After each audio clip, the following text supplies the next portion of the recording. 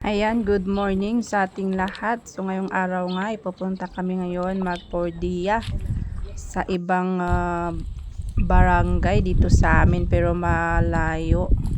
So yan na nga, naglalakad nga kami dito ng maaga, mga 6:40 yata kami nag-start naglakad.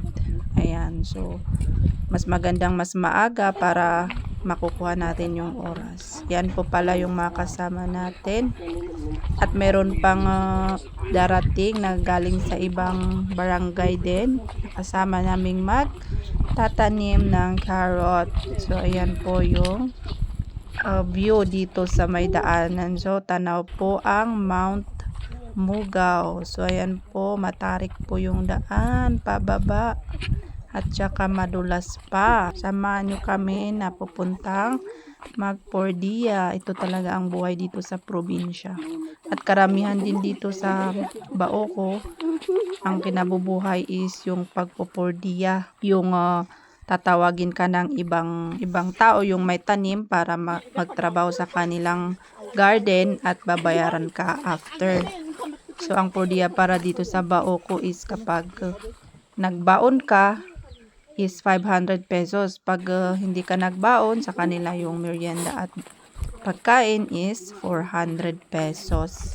So ayan po. Maganda ngayon kasi kapag natapos nyo yung trabaho nyo ng maaga, pwede na kayong umuwi. Hindi na kailangang hintayin yung oras na 5 to 5 ay 8 hours I mean.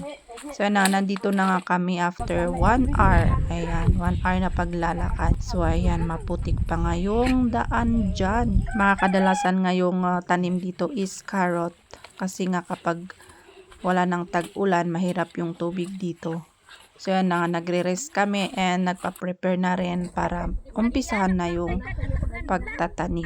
Meron pa nga tayong sipon dyan at nakakainis nga kasi mainit at natutunaw na yung ating sipon. Ayan. So ito na nga, pinaprepare na lang nila yung seeds ng carrot. So kondor nga pala yung ng carrot na itatanim natin at maganda siya kasi medyo malalaki yung kanyang bukol or yung kanyang seeds. Ayan. Mas makita natin kung ilan yung ipapasok natin doon sa butas. Ayan. So dito na nga is tinitingnan ko at papaturo na tayo kung paano nga ba magtanim. Pero madali lang pala, hindi na kailangang magpaturo, no.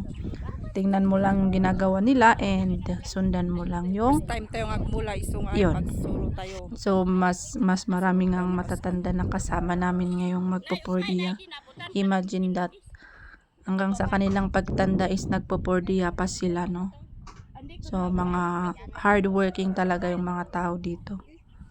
Since na ako'y nagpopordiya na rin is talagang mga matatanda yung mga kasama ko. So ayan na nga, simulan na natin ang pagtatanim. So hindi masyadong nabutasan yung kama niya kaya ulitin natin. So ito yung nagpasakit dun sa may gilid na aking kuko kasi nga tinusok-tusok natin yan. Ulit-ulitin natin kasi mababaw lang yung ginawang butas. Malakas pa yung hangin dyan kaya kailangan natin medyo iloob yung butas niya. At ang pagtatanim nga sabi nila is 2 to 3, 4 seeds or hanggang 5 kapag may nahulog na hayaan mo na basta hanggang 5 lang ganon. Pero ang sabi ng may-ari is tipirin daw kasi nga baka kukulang kaya sabi niya is mga 2 to 3 ganon. So ayan guys, medyo ang trabaho ng ito is medyo mabagal. Ayan, slowly but surely. Kasi sabi nga ng may-ari is kahit hindi nyo bilisan basta tama yung nilalagay yung seeds, bilang ng seeds. So ayan, kaya marami kaming nagpordiya kasi mabagal itong trabaho. So ayan guys, thank you for watching.